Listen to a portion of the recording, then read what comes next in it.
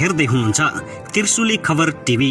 24 घण्टा ताजा खबरको लागि हाम्रो च्यानललाई सब्स्क्राइब गर्नुहोला, नजिक रहेको बेल आइकन दबाई हामीसँग जोडिनुहोला। नेकपा एमाले केन्द्रीय समितिमा 55 वटा सिट खाली, नेता छान्ने जिम्मा भीम रावल र सुरेन्द्र पाण्डेलाई। चीनसँगको सीमा विवाद अध्ययन गर्न सरकारले कार्यदल बनाएपछि सत्तारूढ गठबन्धनमा निकै ठूलो लफडा। एमसीसी सम्झौतामा अमेरिकाको थप चासो, एमसीसी उपाध्यक्ष फातिमा सुमार नेपाल आउँदै देउबा सरकारमा हलचल, देउबाले प्रचण्डलाई छाड्दै। शुक्रबार पेशी निर्वाचन आयोग र सभामुख सापकोटा विरुद्ध सर्वोच्च अदालतमा 3 वटा रिट, आखिर के होला त? एमाले अध्यक्ष केपी शर्मा ओलीको माग, माधव नेपालको पार्टी रहे एमालेलाई अपूरणीय क्षति हुन्छ, तुरुन्तै खारेज गरी पाऊ। तानेपामा संस्थापन इतरको पत्रकार सम्मेलन हुँदै देउबा विरुद्ध मिलेर लड्ने संकल्प तयार भइसक्यो, एमसीसी कुनै हालतमा पास गर्न नदिने अडान। सरकारी निवास बालुवाटारमा सत्ता साझेदार दलहरूबीच दिनौं वार्ता, तर पनि अझै हुन सकेन मन्त्रीमण्डल विस्तार। र एकाएक बाहिरियो यति ठूलो वास्तविकता, प्रचण्डलाई छाडेर ओलीसँग सहकार्य गर्न देउबा तयार। देउबा सरकारमा निकै ठूलो भुइँचालो, अब हेर्नुहोस् पूरा समाचार।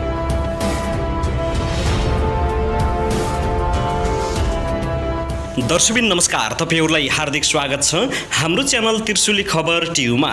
यदि हाम्रो च्यानललाई अहिलेसम्म सब्स्क्राइब गर्नु भएको छैन भने सब्स्क्राइब गरी नजिक रहेको बेल आइकनलाई दबाई हामीसँग जोडिनुहोला। दर्शकबिन फेरि पनि हामी तपाईहरुमाझ निकै महत्त्वपूर्ण खबरका साथ उपस्थित भइसकेका छौं। यो भिडियोलाई अन्तिमसम्म हेरी हामीलाई साथ दिनुहोला। दर्शकबिन हाम्रो मेहनतको लागि एउटा सानो लाइक गर्न पनि नभुल्नुहोला। दर्शकबिन अब लागौं पहिलो खबरतर्फ। नेकपा एमालेले रिक्त 55 केन्द्रीय सदस्यमा माधव नेपाल खेमाकी नेताहरूलाई ल्याउने तयारी गरेको छ। 2075 जेठ 2 अघि एमालेको 203 सदस्यीय केन्द्रीय कमिटी मध्ये 55 जनाले नेकपा एकीकृत समाजवादीका तर्फमा शनाखत गरेपछि एमालेमा हाल 55 पद रिक्त भएको छ।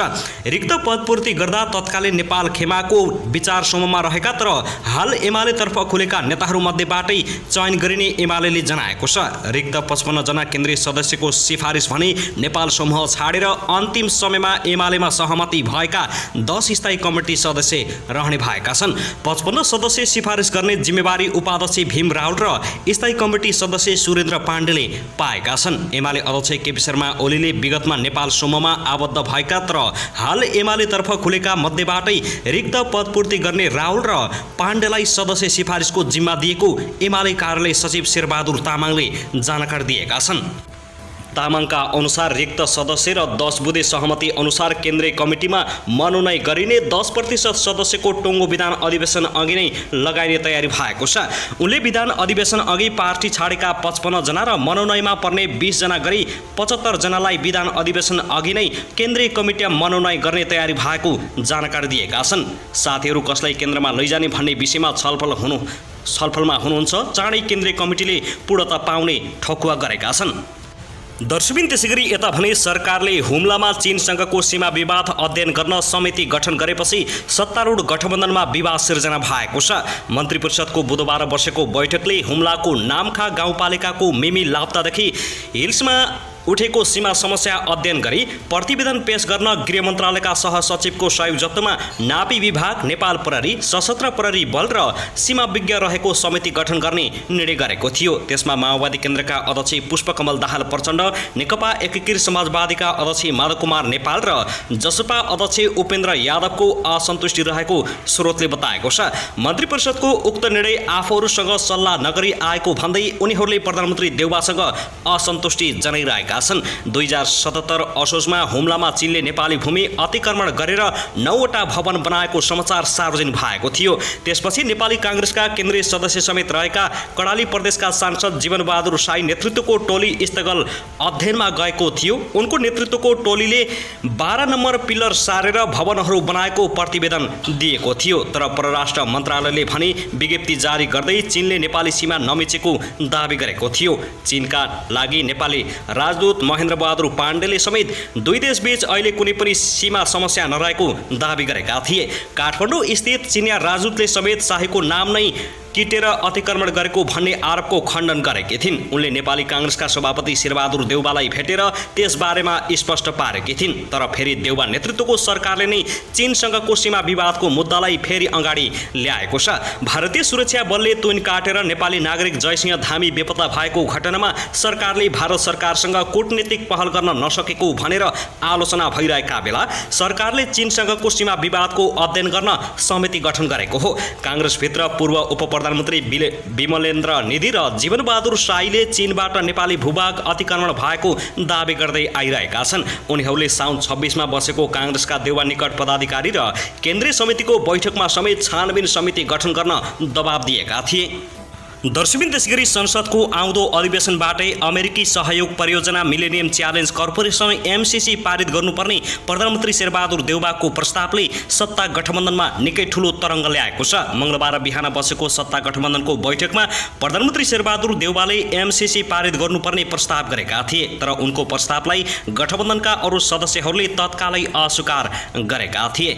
एमसीसी धेरै विवादित भएको र गठबन्धनमा यसप्रति फरक धारणा राख्ने दलहरू सामेल भएकाले तत्काल एमसीसीलाई अगाडि नबढाउने सहमति नेताहरूबीच भएको थियो। तर पछिल्लो समय देउवाले अमेरिकाको चाहनामा गठबन्धनका नेताहरूलाई दबाब दिएको बुझाइ माओवादी केन्द्र सहित गठबन्धनका अरू नेताहरूले गरेका छन्। प्रधानमन्त्रीजीले बिहान गठबन्धनको बैठकमा एमसीसी पारित गर्नुपर्ने भयो, मलाई दबाब आयो भन्नुभयो। गठबन्धनका एक नेताले भने हामीले नमानेपछि साँझ उहाँले ओलीलाई भेट्न ज्ञानेन्द्र कार्कीजीलाई खटाउनु भएछ। एमसीसीकै कारण सत्ता गठबन्धनमा दरार नआओस् भनेर सरकारको न्यूनतम साझा कार्यक्रममा समेत यो विषय समेटिएको थिएन। गठबन्धनलाई आगामी चुनाव र चुनावपछिसम्म पनि लैजाने र 1.5 वर्षको चुनावपछि आउने सरकारले एमसीसी बारे निर्णय गर्ने सहमति जुटेको थियो। त्यससँगै संसदमा संकल्प प्रस्ताव लगेर या लेटर अफ एक्सचेन्ज मार्फत विवादित विषयहरू मिलाउनेमा प्रधानमन्त्री देउवा र माओवादी केन्द्रका अध्यक्ष पुष्पकमल दाहाल प्रचण्डबीच सहमति भएको थियो। गठबन्धनको बैठकमा पनि अहिले एमसीसी पारित गरिए त्यसको राम्रो सन्देश नजाने निष्कर्ष निस्केपछि दलहरू मौन थिए। तर सेप्टेम्बर 2 साता एमसीसीकै उपाध्यक्ष फातिमा सुमार नेपाल आउने 1.5 महिना अघि नै तय भइसकेको थियो। उनी नेपाल आउने भएपछि देउवालाई एमसीसी पारित गराउन थप दबाव परेको हो। कांग्रेस महामन्त्री पूर्णबहादुर खड्काले एमसीसी बारे पार्टीको पुरानी धारणा रहेको र यसलाई कसरी अगाडि बढाउने भन्ने बारे सत्ता गठबन्धनमा छलफल चलिरहेको बताएका छन्।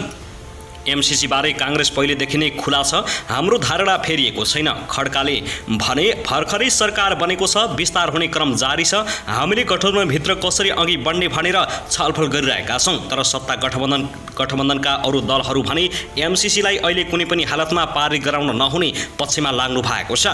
यसअघि नेपालको सरकार हुँदा समेत नेकपाभित्रको दुई मतका कारण अघि बढ्न नसकेको यो परियोजना अहिले पारित गरिए सरकार थप अलोकप्रिय र ढल्न सक्ने सम्भावना देखिएको उनको भनाइ छ। यद्यपि गठबन्धनमा एमसीसीलाई के गर्ने भन्ने बारेमा औपचारिक प्रस्ताव नै नआएको माओवादी केन्द्रका नारायण काजी श्रेष्ठले बताएका छन्। एमसीसी के गर्ने भनेर अहिलेसम्म औपचारिक प्रस्ताव आएको छैन। श्रेष्ठले भने प्रस्ताव आयो भने छलफल गर्छौँ। संसदबाट एमसीसी अनुमोदन गराउने विषयमै छलफल गर्न कानुन न्याय तथा संसदीय मामिला मन्त्री ज्ञानेन्द्र बहादुर कार्की मंगलबार साँझ एमाले अध्यक्ष केपी शर्मा ओलीलाई भेट्न पुगेका रहेछन्। जवाफमा ओलीले संसदमा विधेयक पारित गर्नुपर्ने संख्या गठबन्धनसितै भएको जवाब दिएका थिए। ओलीलाई भेट्न जानु अघि कार्कीले एमाले संसदीय दलका उपनेता सुभाष नेमाङसँग पनि भेटघाट गरेका थिए। एमसीसी उपाध्यक्ष फातिमा सुमार आउँदो साता नेपाल आउने भएकी छिन्। नेपालमा एमसीसी परियोजनाको स्थिति बुझ्न उनी नेपाल आउन लागेकी हुन्। कांग्रेस सभापति शेरबहादुर देउवा प्रधानमन्त्री नियुक्ति भए लगतै फातिमा नेपाल आउने तय भएको थियो। नेपालमा रहँदा उनले दलहरूबाट एमसीसी बारेको धारणा बुझ्ने र कट्टर राय राख्नेहरूलाई त्यसबारे बुझाउने स्रोतले बताएको छ।